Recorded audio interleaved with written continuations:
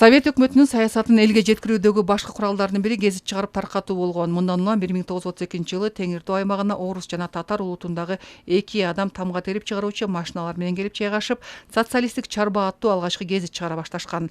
Акыл эмгек менен бирге кол күчү көп талап кылынган ары татаал түйшүктүү иш болгондуктан тоолуу аймактан кат сабаты жоюлган латын, орус, араб тамгаларын таанып жаза билген Алсейит Чыңгыш уулу жумушчу болуп ишке алынган. Биринчи газет уюштурганда ошол жерге типографияга жумушчу болуп кирип, ал жерде кошо иштеген бир татар, бир орус кошо иштешчү экен. Анан атан баягы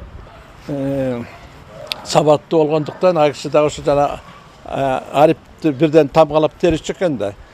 Ошон биринчи иштеп, тигилер кетип, ошого 41-жылга дерим типографиянын директоруна дерим көтөрүлөт.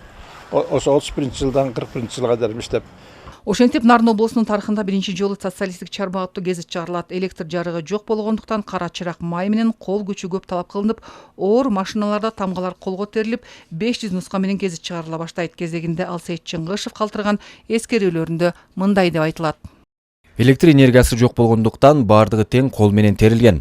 Үлпүлдөгөн кара чырак, цехтин иши түтүнгө толуп, кара майдын саңырсыган жыты, башты кеңиретип ыш толгон. Гезит алгач социалдык чарба деп аталып, латын тамгасы менен чыккан. Саны 500дөн, кийин 1000дин айланасында газета жарыкка чыккан.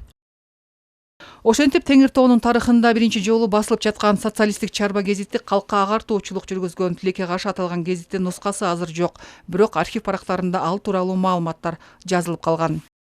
32-36 жылдары уюшулган деп жүрөт. Ошол жаңы уюшулгандан баштап бизде гезиттер чыга баштаган экен да. Биринчи чыккан гезитибиз бизде социалисттик чарба аттуу гезит болгон экен. Алар латын тилинде чыккан экен. Биринчи 500 нускада чыгып, анан бара-бара 1000ге жетирген экен да. Ошол бул киши орус тилин, латын тилин билгендиктен бул чукул аралыкта эле уже рабочий жөнөкөй жумушчудан немени терген, шрифттерди, гезитти терген адам кызматка которулган экен. Ошол убакта жумуштары да аябай оор болгон экен, шарт түзүлбөчү. Гезит чыгарып иштеген орус татар улутундагы кызматкерлер тез арада эле кичи мекендерине жер оодарып кетишкен. Иштин бардыгы тең Алсейит Чыңгыш уулунун мойнунда калган. Каарман жумушчулуктагы, жетекчиликтагы кызматты бирдей аркалап, жаш адистерди тарбиялап өстүргөн. Ал тургай Нарын, Кочкор, Актала райондоруна басма үйлөрүн ачып, машиналарды орнотуп, жумушчуларды даярдоодо чоң эмгек кылган. Бирок тилекке каршы расмий маалымат катары Теңир Тоо гезити 1932-жылы чыкканы жазылып келет. Өзүнүн ушу директорлукка чейин көтөрүлүп кетиптир. Анан кийин Касан койганга, Кочкорго, анан Дөрбөлжүнгө дагы ушу басмаканаларды ачып иштеткен киши экен. Алсейит Чыңгыш уулу тарых барактарында Нарындагы биринчи полиграфист катары калды. 1978-жылы каза тапкан каармандын дүйнөдөн өткөндүгүнө быйыл туура 44 жылдын жүзү болду. Өз кезегинде өлкөнүн өнүгүшүнө барандуу салым кошкон каармандын ысымы уламышка айланып жашап, чыгарган алгачкы гезити мезгилден артта калбай иштеп, каармандын экинчи өмүрү уланууда.